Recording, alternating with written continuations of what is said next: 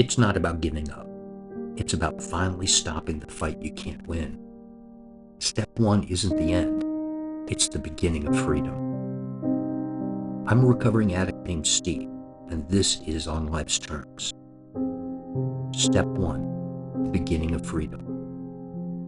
Step one is the foundation of our recovery journey in Narcotics Anonymous. Without step one, there is no starting point, no moment of truth where we face ourselves honestly and admit what we've tried so hard to deny. This step says, we admitted that we were powerless over our addiction, that our lives have become unmanageable. It is the first time many of us say, I have a problem and I can't fix it by myself. For many of us, this admission doesn't come easily. We arrive at the doors of NA beaten down, exhausted, and often broken in spirit. We may have tried every possible way to control our using, changing drugs, changing neighborhoods, making promises to loved ones, or even switching jobs, only to find ourselves back where we started, or worse. Step one is about facing the truth. Addiction has taken control, and our best efforts haven't been enough to stop it. Understanding powerlessness.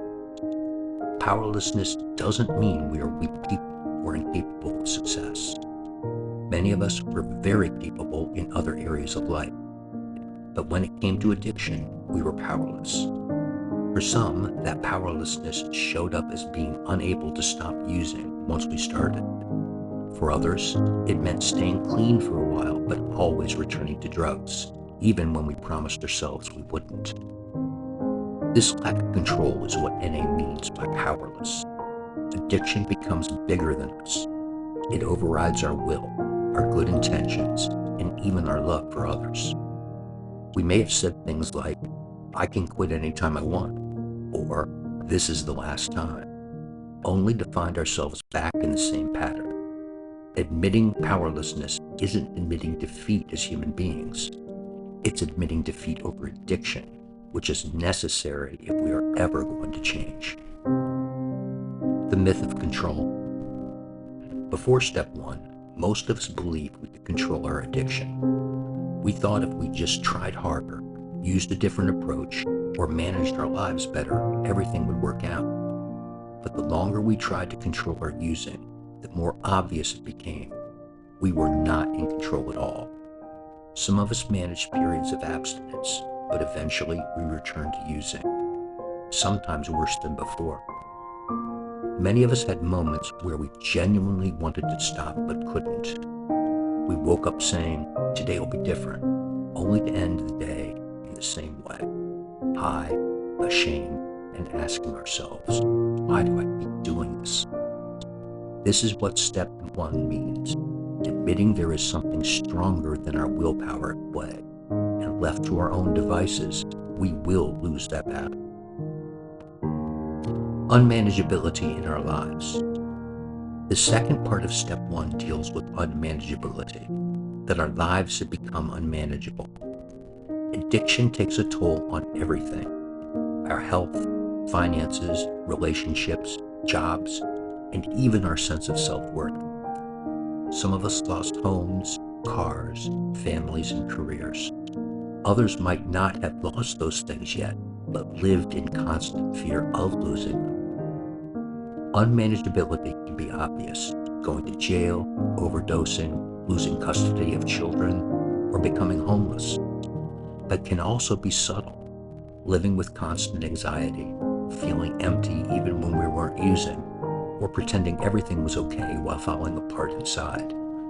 We often put up a front, smiling at work, lying to family, acting like we were fine, but deep down we knew life was spinning out of control.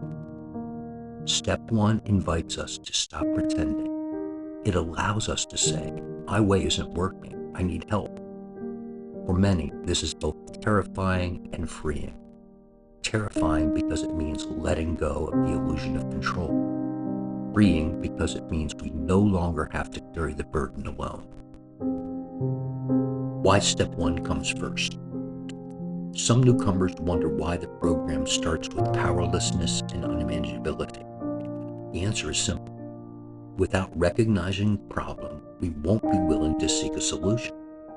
If we believe we can still manage our addiction, we're unlikely to fully commit to recovery. Step 1 clears away the denial and sets the stage for everything that follows.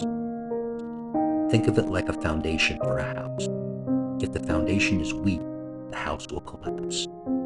Step 1 is about creating that solid base of honesty, willingness, and openness to change. Once we accept our powerlessness and unmanageability, we become open to the possibility that something greater than ourselves, a higher power, the NA Fellowship, or simply the program itself, can help us recover. The emotional impact of Step 1. Admitting powerlessness and unmanageability can bring up strong emotions, shame, anger, grief, or even relief. Many of us felt broken when we finally said, "I can't do this alone." But as we worked Step 1, we realized that brokenness could be the start of healing. For the first time, we didn't have to have all the answers. Some members described their Step 1 moment as a spiritual awakening, not because they suddenly became religious, but because they finally saw reality clearly. They stopped fighting and surrendered. That surrender became the key that unlocked recovery. Applying Step 1 in daily life. Step 1 isn't something we do once and forget. It's a principle we practice daily. Even after years clean, we can find ourselves trying to control people, situations, or outcomes. Step 1 reminds us, control is an illusion, and trying to control everything only leads to stress and frustration. By admitting powerlessness, we free ourselves to focus on what we can do, stay clean, be honest, and work the program. We also practice Step 1 when life feels overwhelming. Instead of trying to muscle through difficult feelings or situations, we pause and remember, I'm powerless, but I'm not helpless. We have tools now, meetings, sponsors, steps, and a fellowship of people who understand. From despair to hope. Before Step 1, many of us felt hopeless. Addiction had robbed us of dreams and left us feeling like we'd never change. But something happens when we admit powerlessness and unmanageability. We become open to hope. Step 1 doesn't fix everything, but it cracks the door open for recovery. It's like saying, okay, I can't do this alone, but maybe someone or something can help. That simple shift is powerful. It's often the first time we stop fighting and start listening. We begin to hear other people share their experience, strength, and hope in meetings. We start to believe that recovery is possible, not just for others, but for us too. The freedom of surrender. It may sound strange, but admitting defeat can be empowering. When we stop fighting a battle we can't win, we gain the freedom to fight battles we can win. We stop trying to control addiction and start learning how to live without it. That's the gift of Step 1. Surrender leads to freedom. Many of us came to NA thinking surrender meant weakness, but as we stayed, we discovered the opposite. Surrender is strength. It takes courage to admit that we're powerless and to trust something outside ourselves for help. That trust, over time, grows into faith. Not necessarily religious faith, but faith in the process, the fellowship, and our ability to change. Courage begins here. Step 1 is about honesty, humility, and willingness. It's about saying, I can't do this alone, and that's okay. It's the first step toward freedom from addiction and the first act of courage on the path to recovery. When we admit we are powerless over our addiction, that our lives are unmanageable, we stop living in denial and start living in truth. That truth leads to action, meetings, sponsorship, and working the rest of the steps. And those actions lead to change, not overnight, but one day at a time. If you are new to recovery, know this. Admitting powerlessness and unmanageability is not the end of your story. It's the beginning of a new one, a story of hope, healing, and freedom. Step 1 opens the door. All you have to do is walk through. Recovery isn't just about staying clean. It's about building a life we don't want to escape from.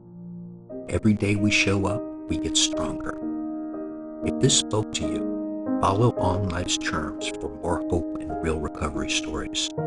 Share this with someone still struggling, because you never know whose life you might touch.